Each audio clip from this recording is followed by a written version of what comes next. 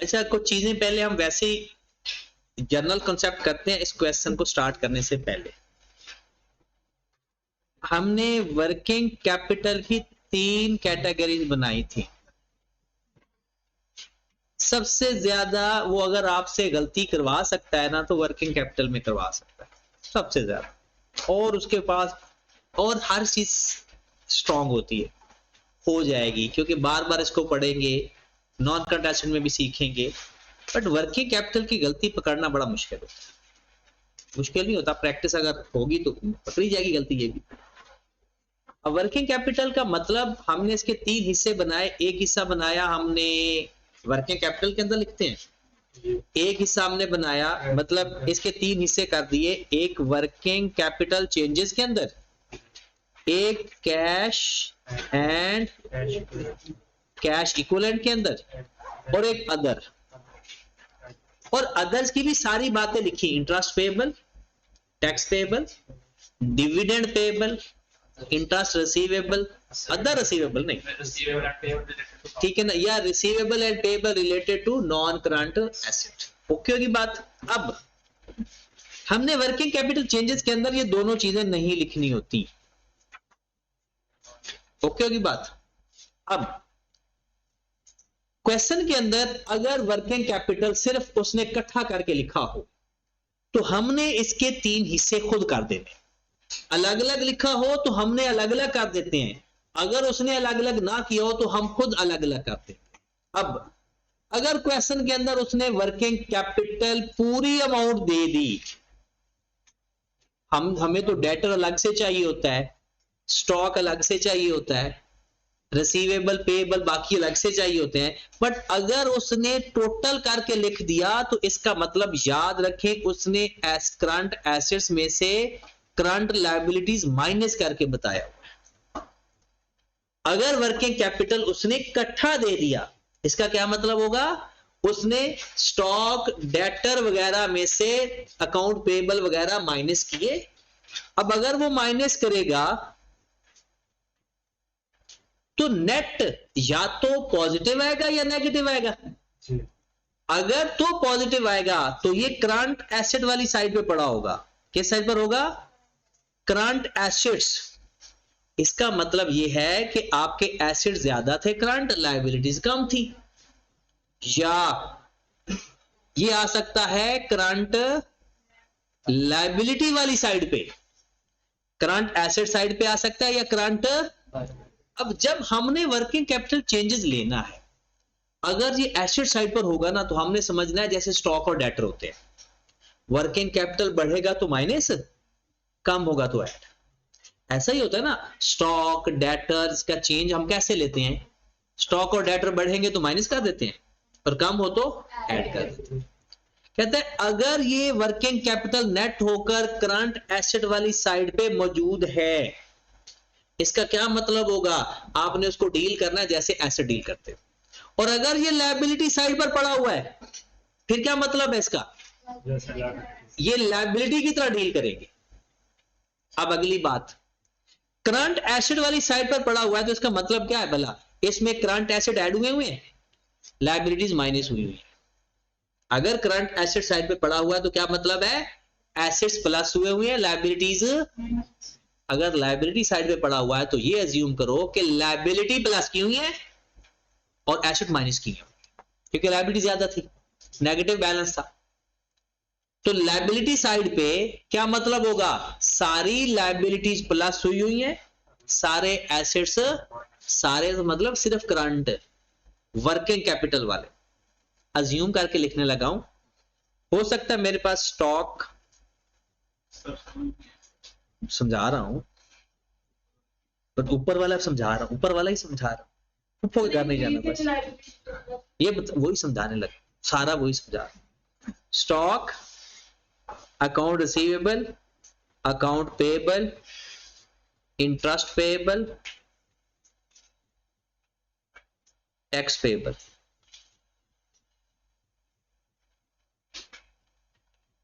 हमारे पास क्वेश्चन के अंदर सपोज दैट 2 साल गिवन होती है, एक हम 2016 मान लेते हैं, एक 2015 मान लेते हैं, ओपनिंग क्लोजिंग हो गया। हमारे पास सपोज दैट स्टॉक पड़ा हुआ है 500 का, अकाउंट सेल 300 के, अकाउंट पेबल 100 का, उसके बाद 80 से हमारे पास हो गया है इंटरेस्ट पेबल और 20 से हो गया है। सेम एज इट इज हम चलते हैं 2015 में। 2015 में सपोज दैट ये 400 था, ये सपोज दैट 250 था, ये सपोज दैट 70 था, ये सपोज दैट 50 था, ये सपोज दैट 30 था, कुछ ऐसे ये हमारा बैलेंस अवेलेबल था। इस तरह का तो देखा हुआ है ना। अब उसने क्या किया, ये एसेट्स प्लस करके ये लायबिलिटीज माइनस कर दी। 800 में से 100 और 80 और 20 माइनस कर दीजिए, कितना आ गया 600। इन दोनों को प्लस करके ये माइनस करो जरा, कितना आ गया,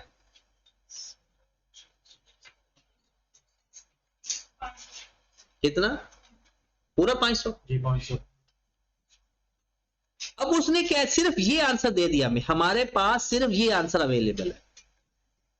क्या किया उसने, वर्किंग कैपिटल का जब इकट्ठा गिवन हो ना तो इसका मतलब है उसने एसेट्स और लायबिलिटीज को नेट कर दिया। एसेट्स ज्यादा थे, लायबिलिटीज की अमाउंट कम थी, तो इसलिए एसेट साइड पर था। अगर लायबिलिटी ज्यादा होती तो ये आंसर नेगेटिव आता, या फिर ये एसेट वाली साइड पर नेगेटिव लिख देता, या फिर करंट लायबिलिटी साइड पे लिख देता।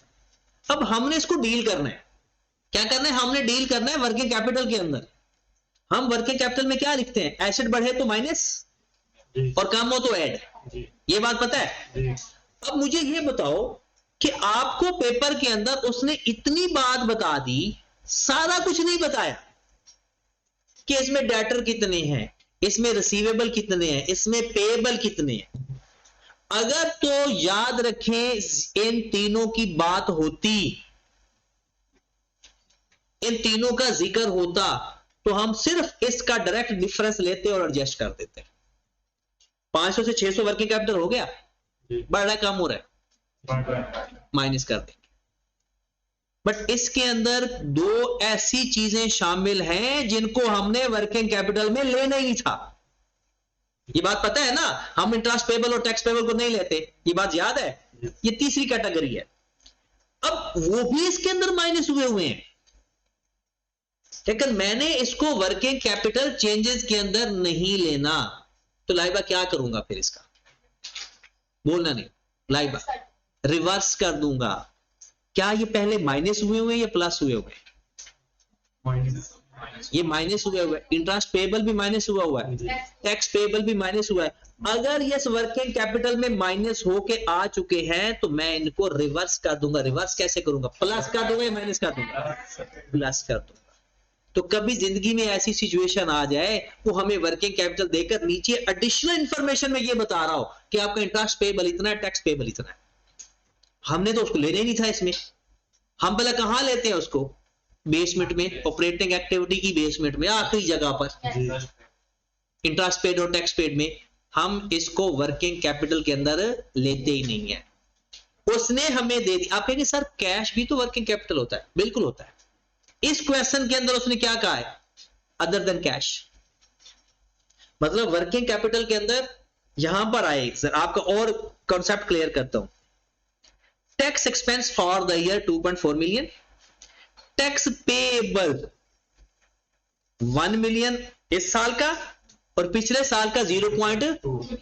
अगर ये टैक्स पेएबल है तो क्या ये फाइनेंशियल पोजीशन के अंदर होना चाहिए या नहीं? ये बात बताई थी ना कल। याद रखें, कोई भी पेएबल या रिसीवेबल अगर एडिशनल इंफॉर्मेशन में बताया हुआ है तो वो फाइनेंशियल पोजीशन के अंदर होगा। या तो डायरेक्ट नजर आएगा या वो किसी अकाउंट के अंदर होगा, अपने किसी रिश्तेदार के घर होगा। ठीक होगी बात? मुझे बताओ टैक्स पेएबल कौन सा रिश्तेदार है इसका? क्या शेयर कैपिटल है टैक्स पेएबल? क्या रिटेनर ने गया, रिवेल सरप्लस है, प्रॉपर्टी प्लांट एंड इक्विपमेंट है, क्या है, वर्किंग कैपिटल। क्योंकि करंट एसेट्स और करंट लायबिलिटीज वर्किंग कैपिटल। और इसमें ये टैक्स पेएबल जब उसने नेट किया होगा तो माइनस किया होगा या प्लस किया होगा?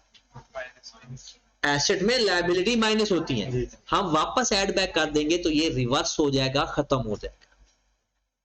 हम रिवर्स क्यों कर रहे हैं?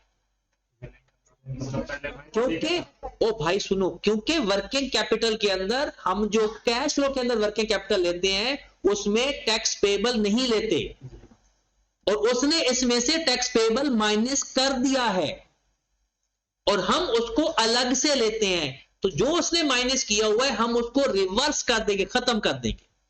अक्सर लगता है कि इसमें इंक्लूड है तो माइनस करना पड़ेगा। भाई माइनस क्यों करेंगे? माइनस तो पहले किया हुआ है। अगर किसी चीज का इफेक्ट खत्म करना है तो रिवर्स करेंगे ना, कि उसका इफेक्ट आई ना, खत्म हो जाए इफेक्ट। तो अगर प्लस हुआ हो तो माइनस करना है, और अगर माइनस हुआ हो तो अब पेपर में आने वाले सिचुएशन, कभी जिंदगी में ये सवाल आ सकता है। वो सवाल भला क्या है? यही वर्किंग कैपिटल अगर लायबिलिटी साइड पर आ जाता, इसमें लायबिलिटी प्लस हुई है, एसेट माइनस हुए हैं, तो फिर इंटरेस्ट पेबल और टैक्स पेबल उसमें प्लस हुआ होता, क्योंकि लायबिलिटी साइड पे लायबिलिटी प्लस होती है। तो हम जब उसको अलग करते तो इंटरेस्ट पेबल और टैक्स पेबल वहां से माइनस कर देते, बाकी बच जाता वर्किंग कैपिटल। वो वर्किंग कैपिटल को हम वर्किंग कैपिटल चेंजेस के अंदर ले लेते। ये बात समझ लगी है? तो ये बात याद रखें, अगर आपके क्वेश्चन के अंदर एडिशनल इंफॉर्मेशन में कोई पेबल रिसीवेबल गिवन है तो वो कंफर्म है कि फाइनेंशियल पोजीशन के अंदर वो मौजूद है। अगर वो अलग से गिवन है तो बेस्ट, अगर अलग से नहीं गिवन तो उसके अपने किसी रेलिवेंट अकाउंट के अंदर होगा, फिर हम उसको डील करेंगे अकॉर्डिंग टू कैश फ्लो। अब हमें कैश तो उसने अलग करके दे दिया, बाकी उसने वर्किंग कैपिटल दे दिया, और नीचे उसने इंटरेस्ट टैक्स पेबल भी दे दिया। तो इसका क्या मतलब है? टैक्स पेबल किसके अंदर होना चाहिए? वर्किंग कैपिटल के अंदर। क्या हम उसको वर्किंग कैपिटल के अंदर लिख सकते हैं या उसको अलग डील करते हैं? कैश फ्लो के अंदर उसको अलग डील करते हैं। अगर अलग डील करते हैं तो वो तो इसके अंदर नेट हुआ हुआ है, और हम चाहते हैं कि वो ना ले। एक और आसान तरीका और बता देता हूं, देखिए सिर्फ दो वैल्यूज लेकर, मेरे पास स्टॉक है, अकाउंट रिसीवेबल है और टैक्स है, ऐसा ही है। ये है 10 70, ये है 30 और ये है 10। मैंने इनको नेट किया तो कितना आया? 90। मैंने इसको नेट किया तो कितना आया? हालांकि मैंने इसको लेना ही नहीं वर्किंग कैपिटल। अगर मैं ये माइनस ना करता तो मेरा आंसर कितना आता? 100। माइनस किया तो कितना आया? अब मेरे पास 90 है, इसमें ये टैक्स माइनस हुआ है, मैं वापस प्लस करूंगा तो ये कितना हो जाएगा? 100। तो इसका इफेक्ट खत्म हो जाएगा। प्लस करने से इफेक्ट खत्म हो रहा है, माइनस करने से नहीं, क्योंकि ये पहले माइनस हुआ हुआ। ये बात याद रखनी है कि अगर कोई वैल्यू किसी के अंदर माइनस हुई है तो रिवर्स करते हुए उसको ऐड करें। हम ऐड क्यों कर रहे हैं? क्योंकि टैक्स पेबल हम अलग रखते हैं, वर्किंग कैपिटल चेंजेस को हम अलग लेते हैं। ये था क्वेश्चन, ठीक होगी बात? आगे चलते हैं इस क्वेश्चन को मजीद। जी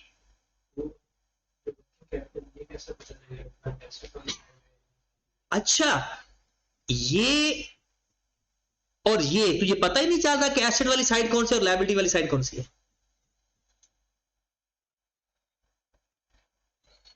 नहीं पता चल रहा? ये पीपीई है, ये वर्किंग कैपिटल है, ये कैश है, इधर शेयर कैपिटल है, रिटेन अर्निंग है, रेवेन्यू सरप्लस है। ये हमारा इक्विटी साइड पड़ी है, लायबिलिटी पड़ी है, और ये हमारा एसेट साइड है। जैसे वैसे पीपीई के अंदर और कैश के दरमियान में आ रहा है। ठीक होगी बात? आगे चलते हैं। अच्छा, अब सवाल शुरू करने लगे। सबसे पहले हमने देखा कि इस क्वेश्चन के अंदर हमारे पास प्रॉफिट नहीं है। प्रॉफिट फॉर रिटेन करने का लेजर बनाया कि हमें प्रॉफिट मिल जाए। ठीक है, वर्किंग नंबर 1। अब सवाल भी करते हैं साथ और नई नई बातें भी सीखते हैं। ये बात तो सीख ली ना, अब यही बातें आज के पूरे लेक्चर के अंदर यही बातें हैं। Working number 1, retain earning.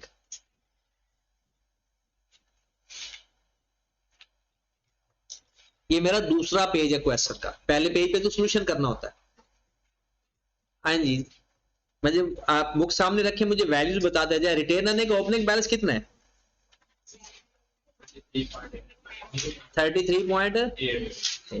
33.8।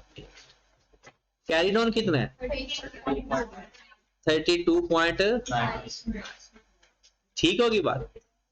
क्या क्वेश्चन के अंदर कोई डिविडेंड बताया हुआ है? 3 पॉइंट डिविडेंड। ये क्वेश्चन हमारा कंप्लीट हो गया। मेरे पास क्या आया?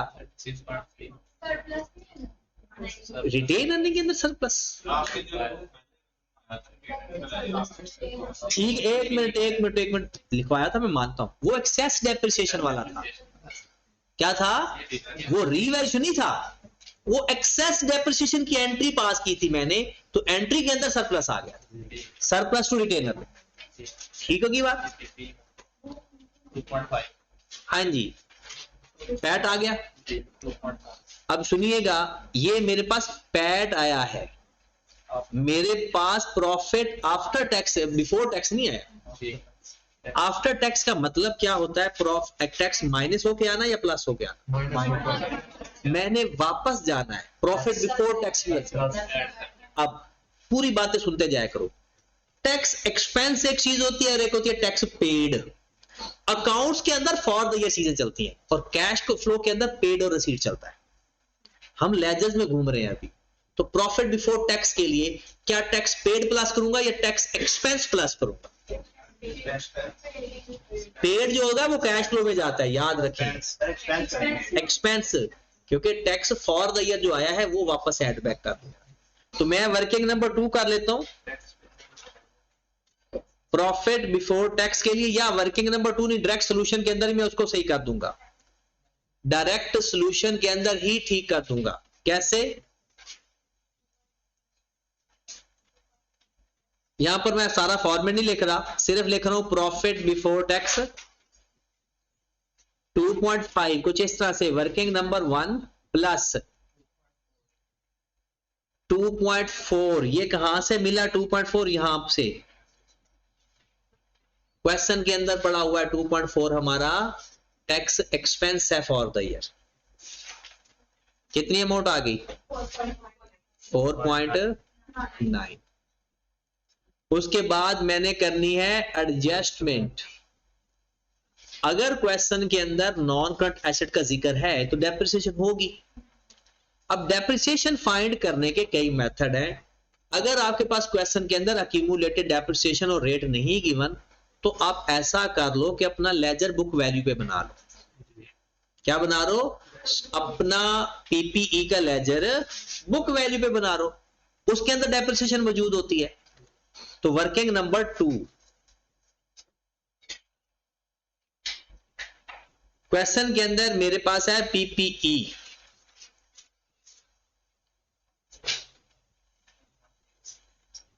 मैं लिखूंगा ब्रॉडऑन कितना है? ब्रॉडऑन 10.6 और कैरीड ऑन कितना? 18.7। ओके होगी बात? उसके बाद एडिशन, ये देखें पॉइंट नंबर 2 में गिवन है एडिशन। कहता है during the year equipment purchase for ₹14 million, तो कैश।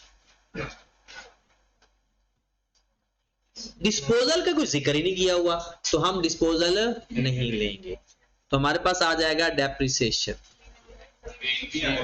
हाँ, एक बात ये सुन लें, अगर क्वेश्चन के अंदर ओपनिंग सरप्लस ना हो और हो ही सिर्फ क्लोजिंग, तो इसका मतलब है ये इसी साल का सरप्लस आया है और सरप्लस की एंट्री पास होती है PPE debit, revaluation surplus credit. अगर क्वेश्चन के अंदर कभी जिंदगी में ब्रॉड ऑन ना हो, सिर्फ कैरिड ऑन हो, तो इसका क्या मतलब है? इसी साल सरप्लस आया और एंट्री क्या पास होती है सरप्लस की? पीपीई डेबिट, पहली दफा रीवैल्यूएशन सरप्लस। तो मैं पीपीई डेबिट करूंगा किस नाम से? रीवैल्यूएशन सरप्लस के नाम से। लड़की मेरी अपॉइंटमेंट मिल सकते हैं?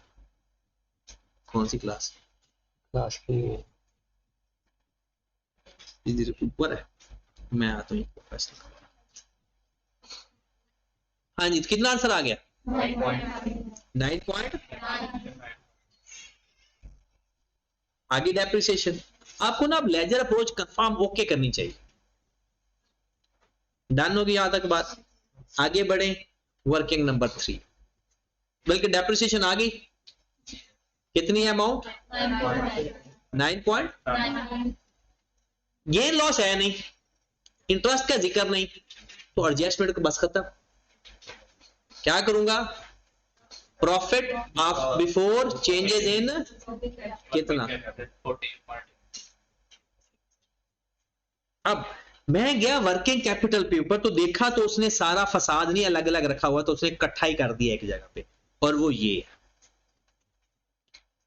मैंने देखा कि मैंने इसकी करनी है 3 कैटेगरीज। कैश उसने अलग करके लिखा हुआ है, फिर मैंने फौरन सोचा क्या इसके अंदर कुछ और तो शामिल नहीं है, तो एंड से पता चला कि इसके ओपनिंग के अंदर 0.2 मिलियन टैक्स पड़ा हुआ है और क्लोजिंग के अंदर 1.1 मिलियन टैक्स पड़ा हुआ है, टैक्स पेएबल। और ये माइनस हुआ हुआ है या प्लस हुआ हुआ है? माइनस हुआ हुआ है। अगर माइनस हुआ हुआ है तो मैं इसको प्लस कर दूंगा, तो ये मेरे पाक साफ हो जाएगा वर्किंग कैपिटल।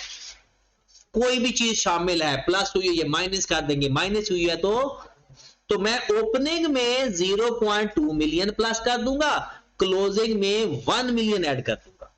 ये मेरा हो जाएगा विदाउट टैक्स वर्किंग कैपिटल। कितना आ गया? 18, और ये कितना आ गया? 25 पॉइंट। अब इसका इंक्रीज या डिक्रीज लो, 7.18 से 25.5 हो गया। अब इसको डील एसेट की तरह करेंगे या लायबिलिटी की तरह? एसेट की तरह डील करेंगे, क्योंकि ये एसेट वाली साइड पे पड़ा हुआ है, और लायबिलिटी साइड पर पड़ा होता तो कैसे डील करते हैं? जैसे ये लायबिलिटी है, तो increase in working capital, increase in working capital कितने से? और मैं माइनस कर दूंगा। ये क्या आ गया? प्रॉफिट फ्रॉम ऑपरेशन या कैश जनरेटेड फ्रॉम ऑपरेशन। कितना आ गया? 7 पॉइंट। अब यहां पर आता है इंटरेस्ट पे, टैक्स पे, ये बेसमेंट आ गई ऑपरेटिंग एक्टिविटी की। क्या लिखना है? अच्छा, टैक्स पेड लेजर। मैं आपको ना डायरेक्ट वर्किंग सिखा देता हूं, बस टैक्स और इंटरेस्ट की, ठीक है? आपने लिखना brought on plus for the year minus carry on. कैसे? वैसे लेजर भी बना लिया करो अगर शौक है तो। ब्रॉड ऑन कितना है? 0.2 है, 0.4 है? 0.2 plus tax for the year कितना है? 2.4 माइनस कैरीड ऑन। ये आपके पास डायरेक्ट आ जाया करेगा टैक्स पेड, और इंटरेस्ट पेड को भी ऐसा करते हैं 1.6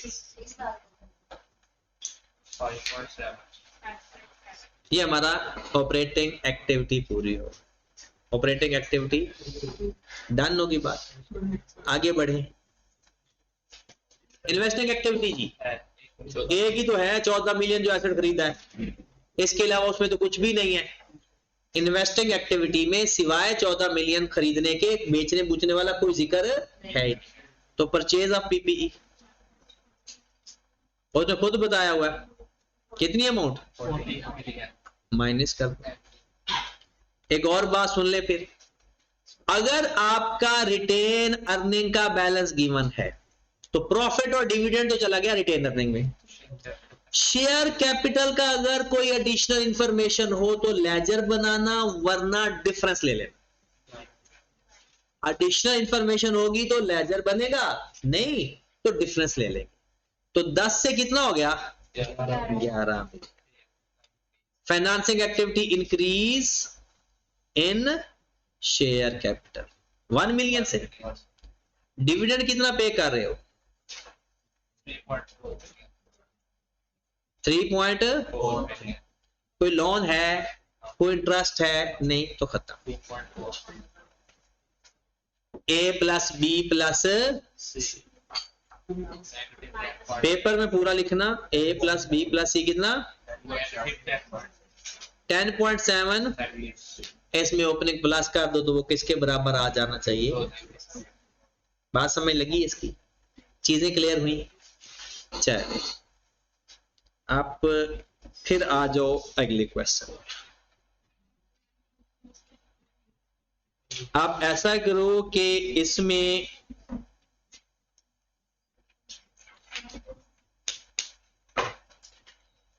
शेयर कैपिटल का लेजर, रिटेन अर्निंग का लेजर, पीपीई का लेजर,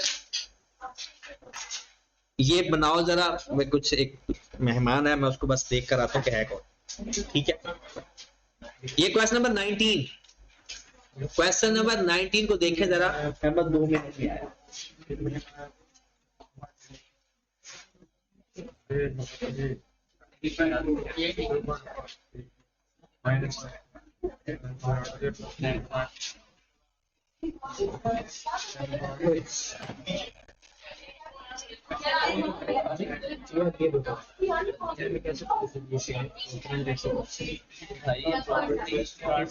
यार ये देखिए नेट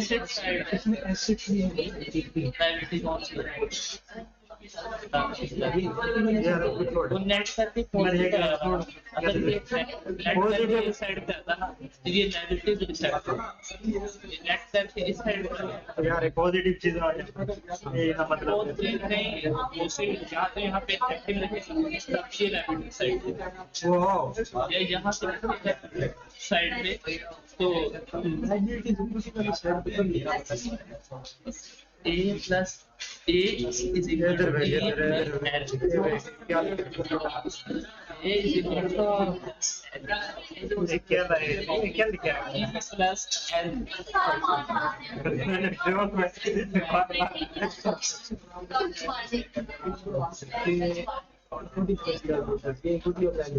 लाइबिलिटी सारी चीजें माइनस हो गई है साइड पे, लाइबिलिटी ज्यादा होती है ये साइड पे आता है। ये बेसिस तेरी ये समझ आ गया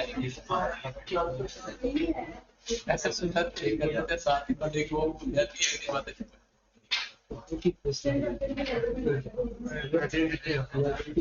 चलिए भाई करें शेयर करते हैं बोल गया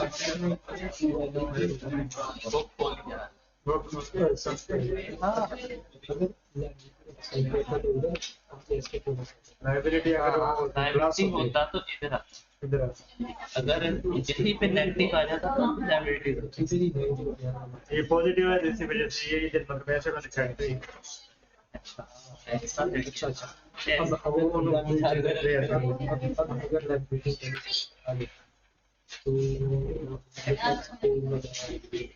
ये इसमें प्लस होता है मतलब प्लस हुआ था अब माइनस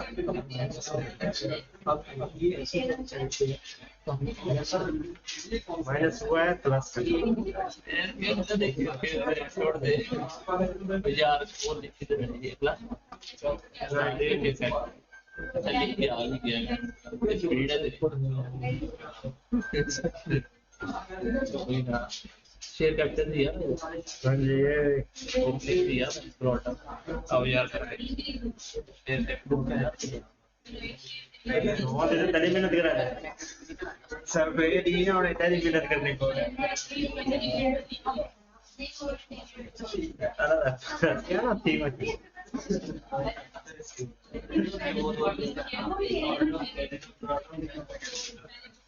ब्रॉड और ऐसे 16 10 12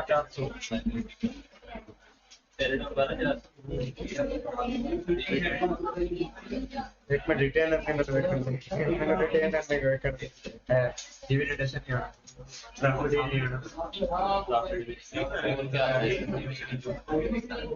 ये ड्राइंग आती है और डिविडेंड कोई तो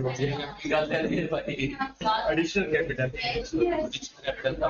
हां एडिशनल कैश वो भाई कैपिटल कम है शेयर कैपिटल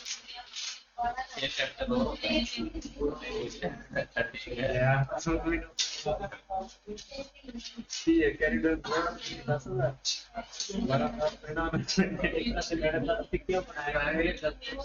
एक मिनट में सवाल पूरा पढ़ दे कैपिटल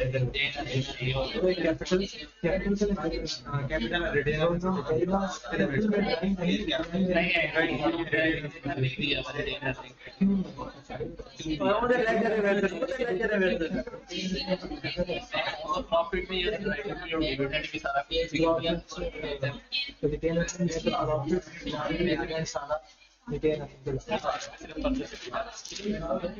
इसमें सिर्फ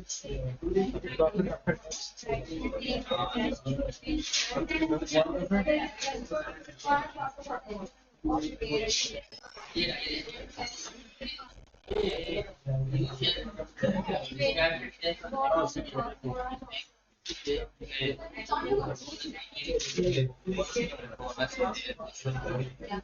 is key entry on the share retainer share capital. Bonus share. 10% है तो इसका 10% Energy आएगा. इसमें आएगा 2017 में 2017 का आएगा And 10% bonus share.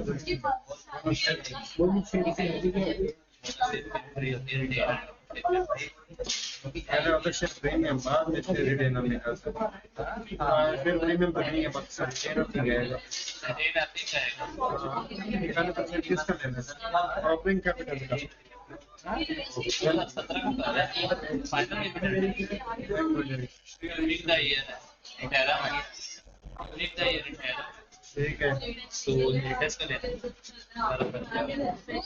12% 12 चाहते 12 का 10% 12 चाहते आगे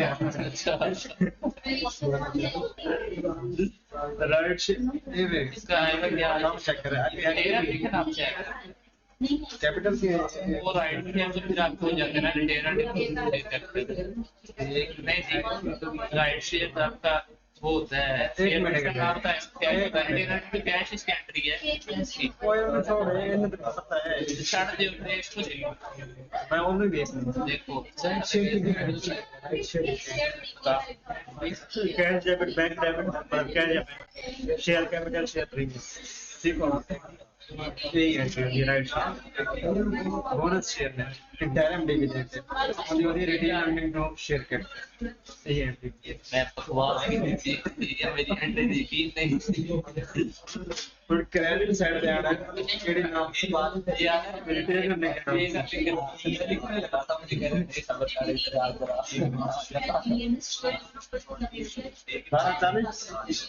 1240 ये देखा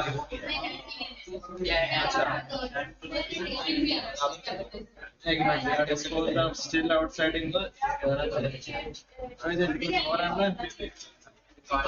ना वो मतलब कैपिटल लेकर ही आ सकते हैं एक मिनट ये देखो वैल्यू आ रही है एप्लीकेशन पे नहीं रवि जी बस ठीक है 12 4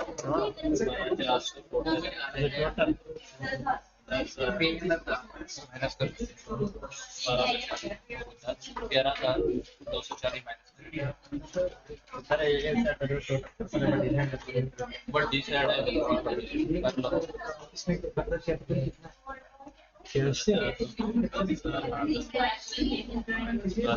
वो है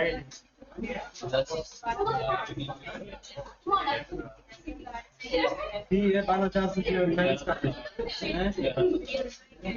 60 नहीं 60 अच्छा या इतने मसले से करके भी करना तो गलत ही है ये देखिए घबराहट आ मेरा जो डिफरेंस आएगा कैश एडिशनल कैपिटल पता है कितना 1160 मैं आपको करके पक्के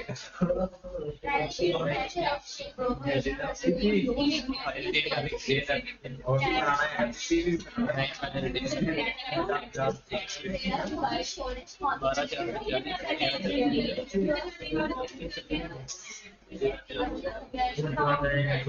और डाल दस्ता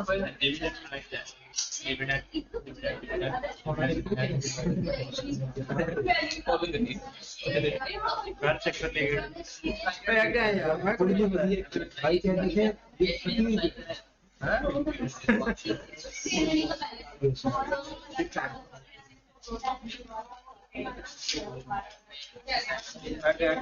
बता यार अच्छा मजबूर मरा था बेटा अरे पेंसिल रेड गई है पकड़ा बैग गई है गाड़ी नाम कितना है 13,400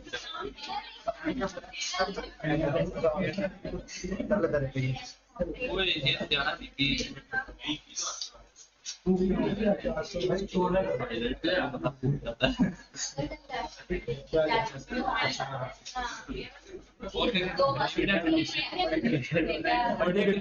बच्चों की बेइज्जती हो रही है लेकिन भाई रिवॉल्यूशन सेल प्लस भी आ रहा है। सर मैं ना अभी तक क्यों नहीं आते स्टेटमेंट देने तो छुट्टी और आई ऐसे बच्चों से सवाल ही नहीं पूछ दे दे कोई डालना वो सवाल पूछे तो हमारे ब्रोड में पिन है डिटेल अर्निंग का अभी 12,440 शेयर प्रीमियम दिया तो बात था बोनस शेयर प्रीमियम में जाता कर फिर गुरु पर एक मिनट ਉਹ ਕੰਪਨੀ ਦੇ ਕੇਸ ਜਿਹੜੇ ਉਸਤਾਦ ਨੇ ਕਿਹਾ ਸੀ ਸ਼ੇਅਰ ਕੈਪੀਟਲ ਤੇ ਸ਼ੇਅਰ ਪ੍ਰੀਮੀਅਮ ਦਾ ਰਜਿਸਟਰ ਕਰਨਾ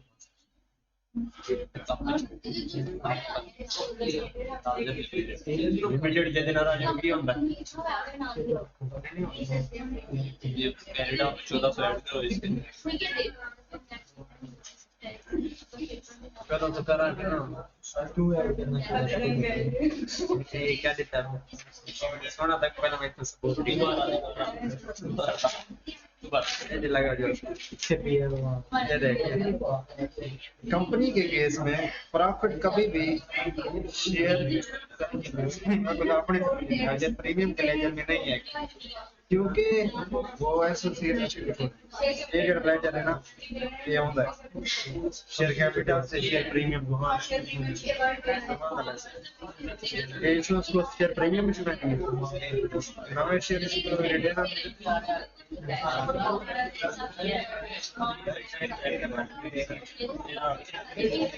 टाइम बताया कि नहीं मैंने भी बात की अपनी बैंक इकट्ठा बनाना बस एक मैंने उसके अंदर पे करके फोन पे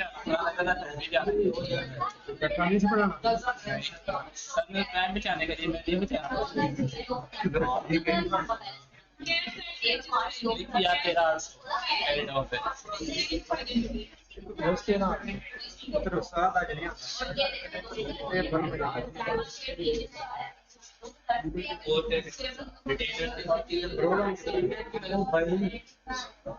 क्या कैनेडा में तेरा नहीं था नहीं अभी शेयर कैपिटल कैपिटल दोबारा बना अभी शेयर कैपिटल ये उसमें जमा किया कितना आया 12,400 ठीक है तेरा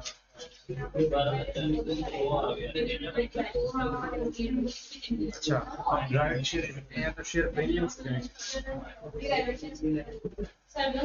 रिटर्न यार इधर ऊपर भी जाए रिटर्न कितना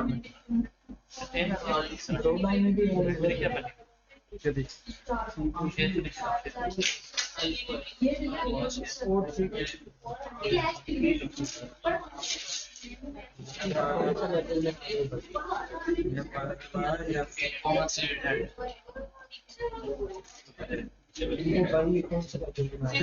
शेयर कैपिटल शेयर प्रीमियम का शेयर कैपिटल शेयर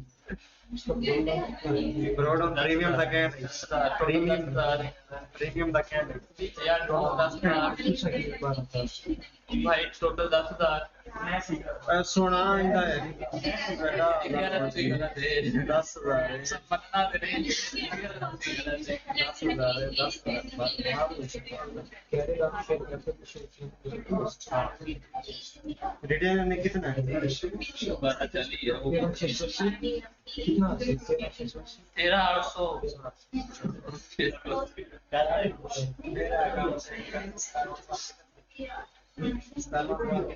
12,000 जमा करो 20,000 मैं दो मेरे जवाब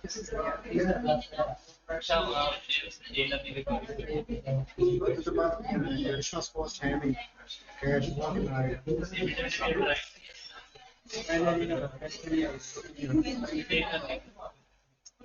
राइट है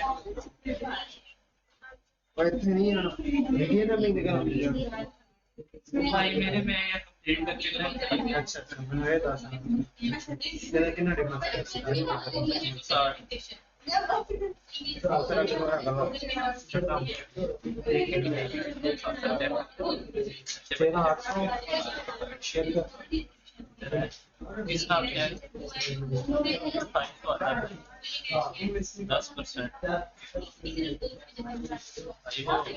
डाउन ही कैश कितना आया फर्दर कैपिटल और साइज से करके एक minute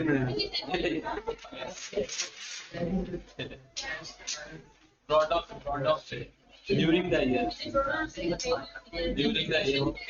carried out already drawdown क्या हो गया अप टू डेट अपने एक मिनट फाइनल डिविडेंड है interim during the year up to date तक उन्होंने की थी यार सुरक्षा जो वाला थी 12,400 में या 10,000 होगा 14,400 1400 कुछ का है नहीं 1400 है नहीं ठीक है मैंने क्यों कहा था भाई 10,000 है आपने किस तरह किया उसको 10,000 है तो मैं 10,000 10,000 मैं लिखा है 10,000 लेगा मैं एक मिनट सारे 12,400 किसी बर्थडे में 10,000 नहीं होगा थोड़ी ठीक है 10% ले ये होता है यदि डेफिनेशन होती है कैरम में अप टू डेट के भाई ये ईयर एंड के ऊपर है आपका ईयर एंड के ऊपर है अप टू डेट आपका ये होगा ड्यूरिंग द ईयर होता है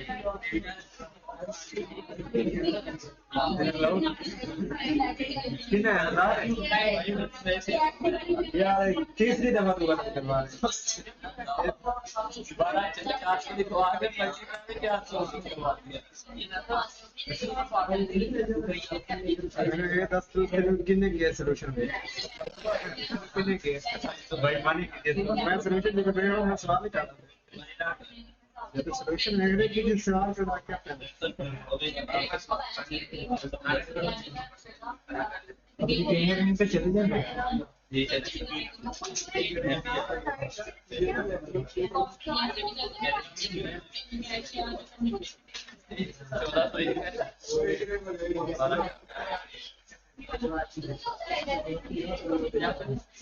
Within 1,000 है रिटेन वो छोड़ मैं भी आज जड़ी यार अपनी राइट शेयर आ रही है डिविडेंड भी सॉरी राइट शेयर में डिविडेंड ठीक है तैयार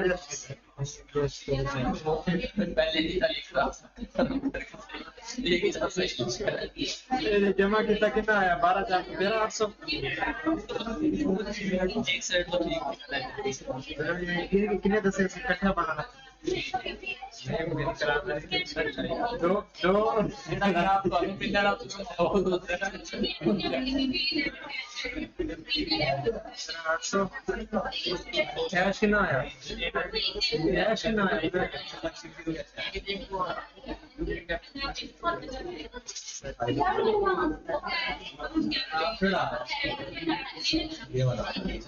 छोड़ वो गलत है यार तू ही फिल्म है ये एक पुरानी बनाई है ये पहले ड्यूरिंग द ईयर अपडेट होता है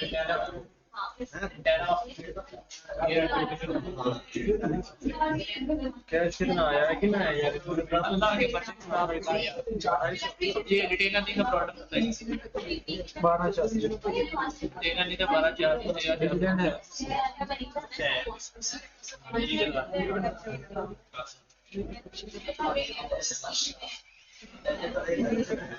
हाँ आ गया बात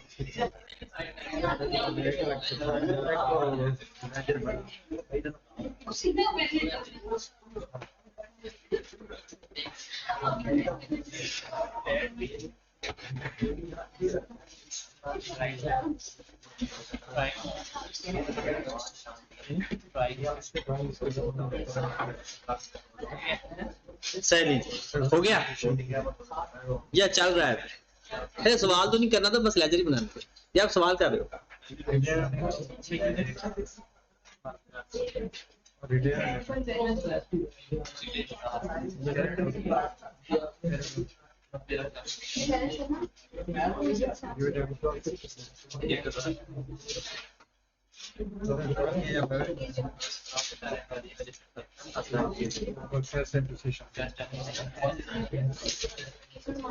चलें जी, आओ जरा मिलके देखते हैं। अच्छा, क्वेश्चन पढ़ते वक्त भी कुछ चीजों का ख्याल रख लेते हैं। हमारे पास प्रॉफिट बिफोर टैक्स भी गिवन है, अच्छी बात। टैक्स एक्सपेंस भी गिवन है, क्योंकि ये तो एक्सपेंस ही होगा ना जो प्रॉफिट के साथ है, और नीचे प्रॉफिट आफ्टर टैक्स भी गिवन है। ये चाहिए होता है हमें रिटेन अर्निंग के अंदर, और ये चाहिए होता है हमें सवाल शुरू करने के लिए कैश फ्लो के अंदर। ठीक होगी बात? आगे देखते हैं। Share capital, share premium.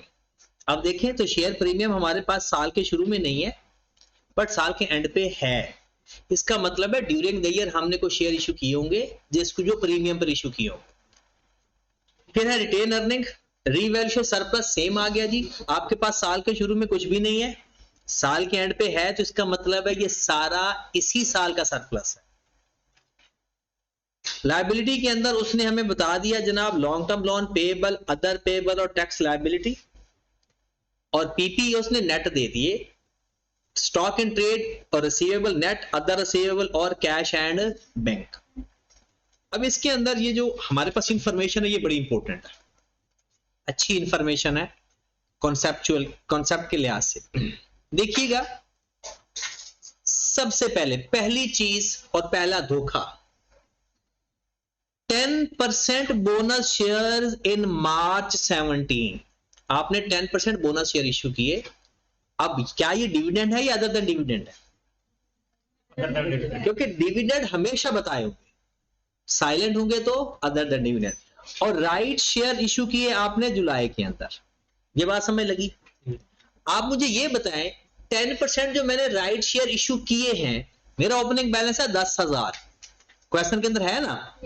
Multiplied back करूंगा मैं 10%, मेरे पास आ जाएगा बोनस शेयर 1000। अब मैंने ये देखना है इस 1000 को मैंने कहां कहां लिखना है, राइट? मैं इसकी एंट्री पास कर लूंगा, मुझे इसका पता चल जाएगा ये किस किस लेजर में जाएगा। ठीक है, अब मैं इसकी एंट्री पास करना चाहता हूं। बोनस शेयर्स की एंट्री होती है share premium debit, share capital credit. अगर शेयर प्रीमियम ना हो तो retain earning debit, share capital credit, right? ये बात सबको पता थी। अब वापस चलते हैं, आपके पास क्या शेयर प्रीमियम है? क्योंकि इधर बातें बाद में करना भाई। आपने मार्च में बोनस शेयर इशू किए और बाद में राइट शेयर इशू किए। जब आपने बोनस शेयर इशू किए थे ना, तब आपके पास शेयर प्रीमियम था ही नहीं। प्रीमियम उस वक्त, हाँ, अगर पहले राइट शेयर इशू करते, बाद में बोनस शेयर इशू करते, तो प्रीमियम पहले आ चुका होता। फिर एंट्री पास होती share premium to retain earning, sorry share capital.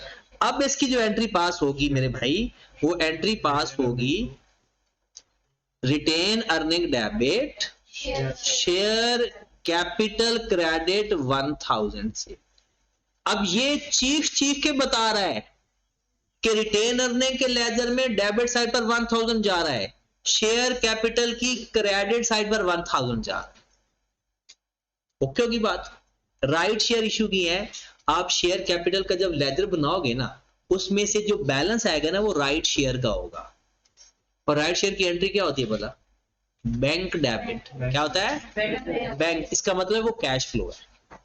Cash या बैंक का नाम आ जाएगा तो क्या होगा? Cash flow. तो working number 1, share capital and premium एक साथ ही बना लेते हैं। मतलब आपके क्वेश्चन के अंदर शेयर कैपिटल आएगा तब भी इधर आएगा, शेयर प्रीमियम आएगा तब भी इधर। मैंने ब्रॉड डाउन डेबिट किया 10,000 से, कैरी डाउन आ गया 13,800 से। ड्यूरिंग द ईयर मेरी एक एंट्री पास हुई है retain earning debit, share capital. तो शेयर कैपिटल क्रेडिट हो रहा है रिटेन अर्निंग के नाम से। कितने से? 1000 से। अब मैं कर दूंगा इसको क्लोज। अगर मेरा डिफरेंस आ रहा है तो वो किस नाम से आएगा, कैश या बैंक के नाम से, और ये मेरा बैलेंस होगा और यही मेरा कैश फ्लो होगा। रिटेन अर्निंग वाला कैश फ्लो नहीं है। बताओ बोनस शेयर इशू करके आपको पैसा आया है? बोनस शेयर तो होते ही फ्री है, तो उसका कैश फ्लो नहीं है। तो कितना आंसर आ गया? ये मेरा इंक्रीज इन शेयर कैपिटल में जाएगा, that is the right shares. इसके अंदर प्रीमियम भी है। अच्छा, प्रीमियम भी साथ लिखना है। 13,800 में ऐड करके लिखा है, ठीक है, वरना अलग अलग करके लिख दिया करो। उसके बाद वर्किंग नंबर 2 करता हूं मैं, चेक करता हूं मेरा डिविडेंड है या नहीं, क्योंकि रिटेन अर्निंग का लेजर बन से पता चल जाएगा ना, प्रॉफिट तो है पता है। तो वर्किंग नंबर 2 ये मैंने खुद ही काम करने हैं। अब रिटेन अर्निंग का लेजर चेक कर लेता हूं कि वहां पर कोई, अगर क्वेश्चन के अंदर आपको प्रॉफिट भी हो, क्वेश्चन के अंदर आपके पास डिविडेंड भी हो, तो रिटेन अर्निंग बनाए ना बनाए इतना कोई खास फर्क नहीं पड़ता। बट अगर इन दोनों में से कोई चीज नहीं है तो फिर क्या करेंगे, इसका ब्रॉड डाउन कितना है, रिटेन अर्निंग का ब्रॉड डाउन कितना, बुक सामने है ना, 440।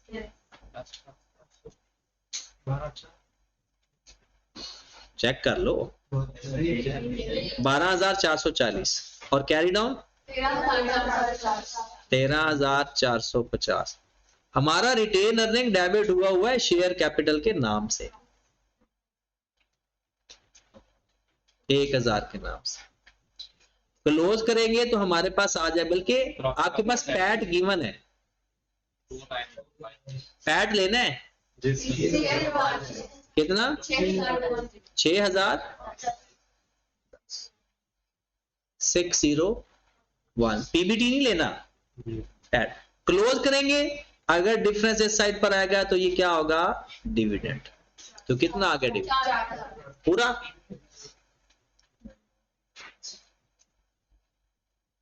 ओके हो गया यहां तक। ये था हमारा working number 2। Working number 3 PP का लेजर बनाकर ये चेक कर लेते हैं एडिशन या कोई डिस्पोजल या डेप्रिसिएशन, कुछ तो मिलेगा, क्योंकि जिसकी एडिशनल इंफॉर्मेशन है ना उसका लेजर बनता होता। यहां पर अब देखें कि हम आप ड्यूरिंग द ईयर प्लाट बेच रहे हैं, आपको डेप्रिसिएशन फॉर द ईयर भी गिवन है, तो वर्किंग नंबर 3 करके पीपीई चेक कर लेते हैं।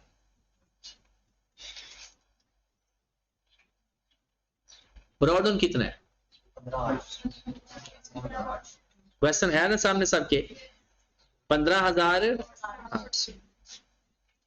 बुक से देखकर बता, बुक लेकर आया करो सारे लोग, कैरी ऑन देखकर बताएं कितना आ रहा है, 21,400। एक तो हमारा asset during the year surplus आया हुआ है 4,000 का, ऐसा है ना।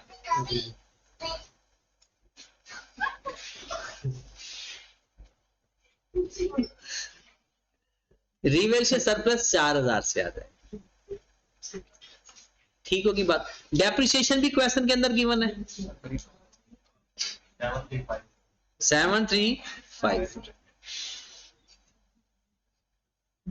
जो एसेट बेचा है बताओ वो अपनी कॉस्ट से आएगा या बुक वैल्यू से आएगा, बुक वैल्यू से आएगा। डिस्पोजल 5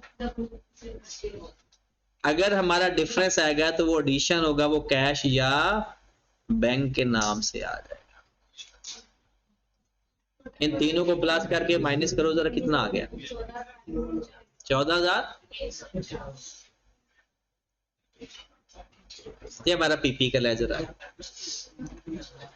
अब इसके अलावा अगर कोई इंफॉर्मेशन हमें चाहिए होगी तो हम उसका लेजर बना लेंगे, वरना हम अपना क्वेश्चन करते हैं और 2 बातें इसमें जाकर सीखते हैं। इसमें 2 बातें सीखने को मिलेंगी इस क्वेश्चन से, 2 नई बातें हैं तो पुरानी, लेकिन मजीद अच्छा लगेगा आपको सीखते हुए।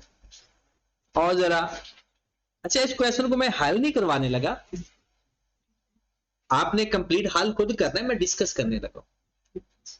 हाँ जी, सबसे पहले आ जाए यहां पे, during the year plant costing 9,500, जिसकी बुक वैल्यू है 5,200, डिस्पोज कर दिया 4,800 का, गेन है लॉस,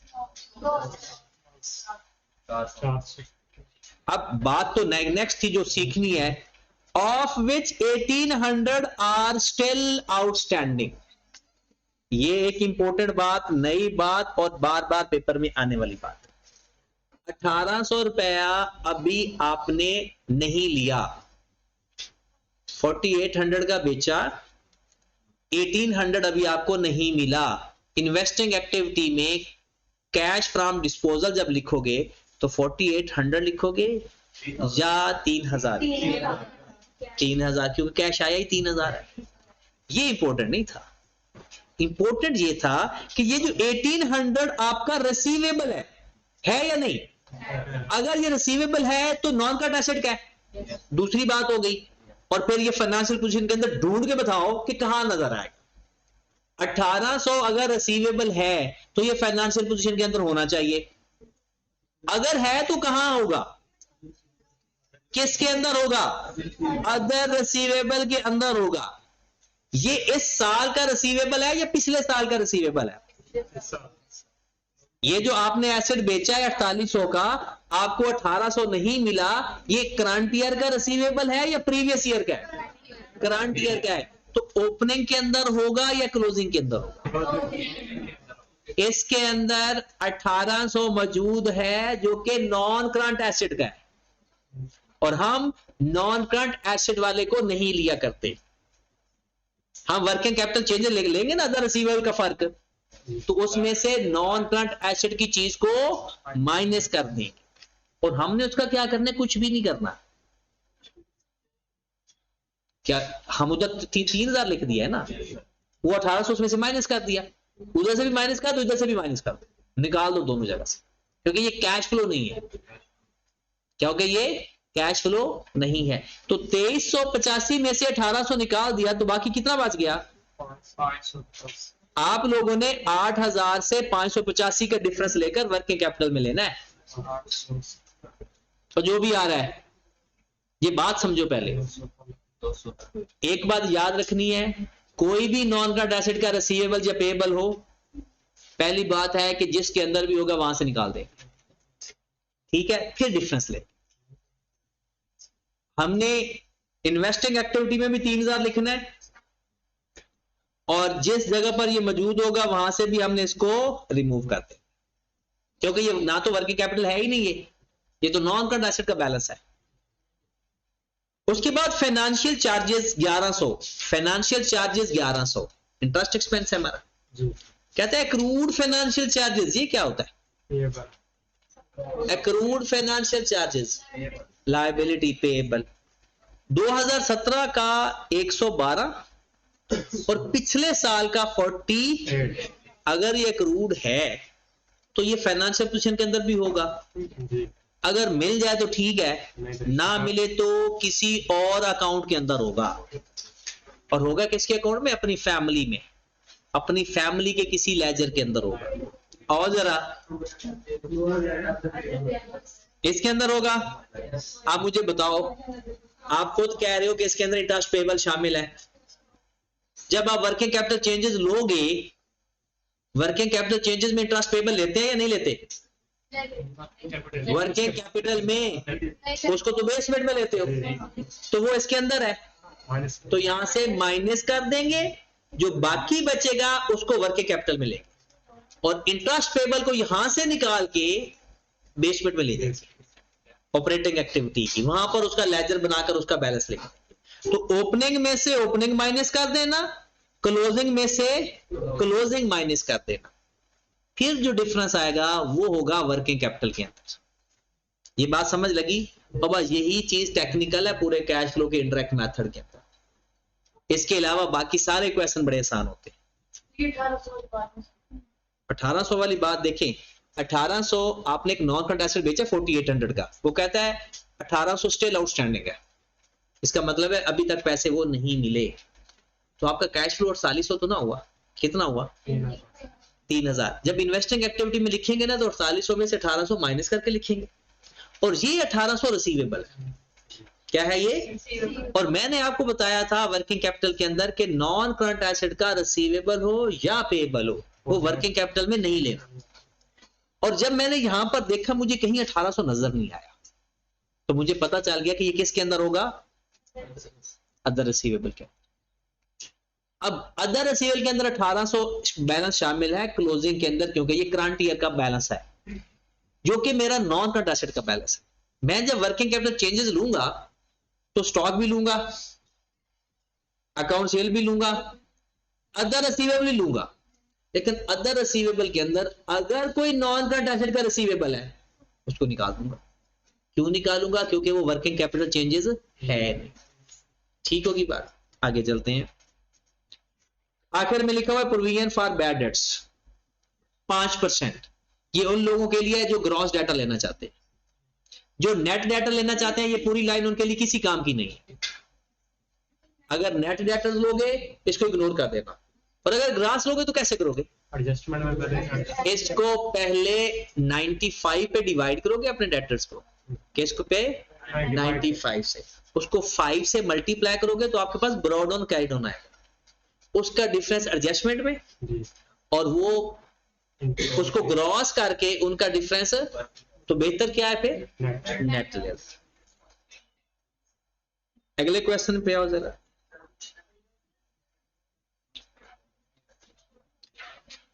क्वेश्चन नंबर 20। अच्छा ये इसको हल करना है तो कर लेते हैं। क्वेश्चन नंबर 19 वो ट्राई करें। वो आपने खुद ट्राई करना है, तो वहां से फिर आपको आइडिया भी हो जाएगा, अच्छा वाला आइडिया होगा। Following are the extract from the financial statement of Universal Limited 30th June। आपके पास property plant and equipment given है, स्टॉक एंड ट्रेड, रिसीवेबल और कैश। उसके बाद शेयर कैपिटल, रिटेन अर्निंग, और ये वही बात जो पुरानी चल रही है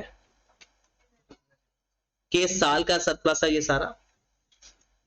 उसके बाद डिबेंचर 20,000 से 18, डिबेंचर हमारा लोन होता है। Interest payable, trade payable, accrued liability, unearned और इनकम टैक्स पेबल, सारा कुछ बताया हुआ है उसने। Cost of sale, gross profit, operating expense, other income, profit, interest expense, ये एक चीज हमें मिल गई काम की। प्रॉफिट बिफोर टैक्स मिल गया, इंटरेस्ट एक्सपेंस मिल गया, और profit after tax. Retained earning का लेजर से डिविडेंड मिल सकता है क्योंकि पैड भी गिवन है, ब्रॉड ऑन कैरिड ऑन भी गिवन है। बाकी तो इंटरेस्ट का लेजर बन जाएगा तो इंटरेस्ट पेड आ जाएगा, टैक्स का लेजर बन जाएगा तो, और इस वैल्यू से हमारा क्वेश्चन स्टार्ट हो जाएगा।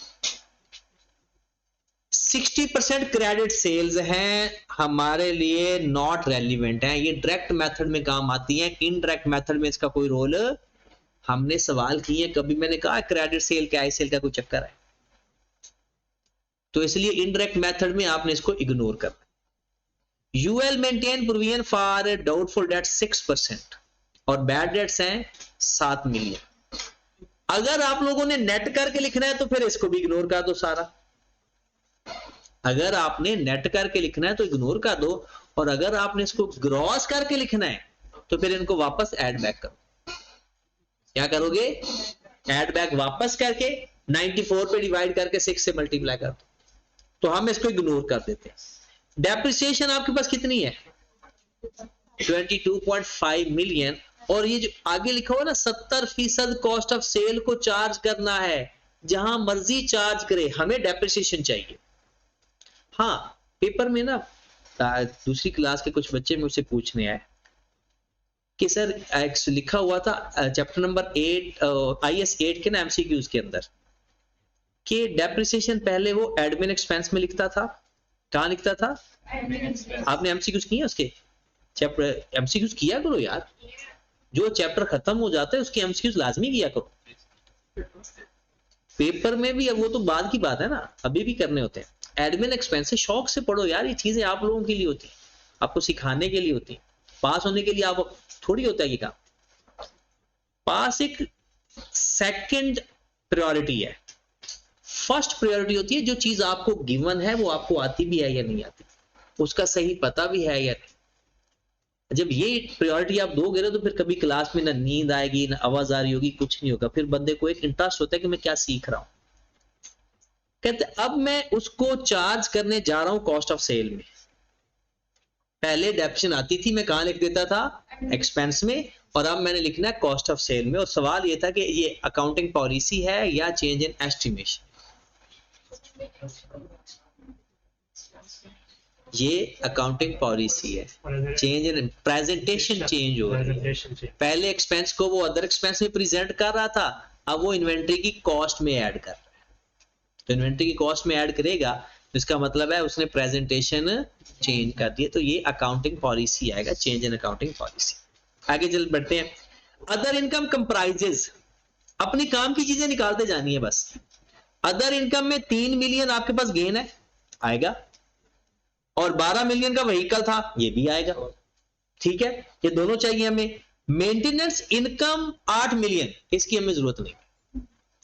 मेंटेनेंस इनकम के बारे में हमने कुछ नहीं पढ़ा, और जो हमने नहीं पढ़ा वो कभी कुछ ना करना उसका। डिस्काउंट 10% पर debenture which were redeemed during the year. Redeem का मतलब है हमने अपना कर्ज वापस दे दिया। ये जो 10% डिस्काउंट हुआ है, ये आपकी इनकम होगी या एक्सपेंस होगा? ये डिस्काउंट रिसीव्ड है एक तरह का, मतलब ये इनकम है। और ये इनकम है किसके ऊपर? ये तो फाइनेंसिंग एक्टिविटी है। ये कौन सी एक्टिविटी है? और ये किसके अंदर पड़ा हुआ है? अदर इनकम, मतलब प्रॉफिट के अंदर है। तो हम क्या करेंगे, इसको प्रॉफिट में से माइनस कर देंगे, जैसे हम करते हैं प्रॉफिट ऑन इन्वेस्टमेंट को। प्रॉफिट में से माइनस करके इसको कहां जाकर लिखेंगे? Financing activity. ठीक होगी बात? बाकी वो सारा कुछ गिवन है। एक क्वेश्चन ये आपने प्रैक्टिस करना है।